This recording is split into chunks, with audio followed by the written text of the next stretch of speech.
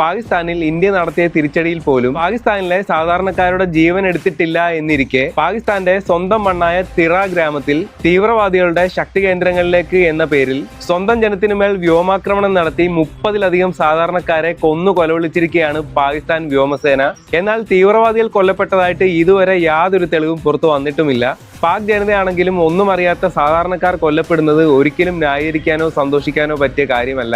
എന്തായാലും ഈ ഒരു സംഭവത്തിലൂടെ സ്വന്തം രാജ്യത്ത് ശക്തമായിട്ടുള്ള തീവ്രവാദ കേന്ദ്രങ്ങൾ ഉണ്ടെന്ന് അറിഞ്ഞോ അറിയാതെയോ പാകിസ്ഥാൻ ലോകത്തെ അറിയിച്ചിരിക്കുകയാണ്. സ്വന്തം ജനതയെ സംരക്ഷിക്കാൻ കഴിയാത്ത ഇവരാണ് മാസത്തിൽ ഒരു 5 പ്രാവശ്യമെങ്കിലും ഇന്ത്യയെ യുദ്ധം ചെയ്ത് തോൽപ്പിക്കും എന്ന് പറഞ്ഞ് നിലവിളിക്കുന്നത്. സത്യത്തിൽ ഇങ്ങനെയുള്ള വാർത്തകൾ കാണുകയും കേൾക്കുകയും ചെയ്യുമ്പോഴാണ് നമ്മുടെ രാജ്യവും രാജ്യത്തെ സേനയും നമ്മുടെ ഭരണാധികാരികളും എത്രത്തോളം മികച്ചതാണെന്ന് നമ്മൾ വീണ്ടും മനസ്സിലാക്കുന്നത്. പക്ഷേ ഇതൊന്നും മനസ്സിലാക്കാതെ ഇന്ത്യയിൽ ജീവിച്ചുകൊണ്ട് പാക് പ്രേമവുമായിട്ട് നടക്കുന്ന ചില ആൾക്കാരാണ് നമ്മുടെ നാടിന്റെ ശാപം.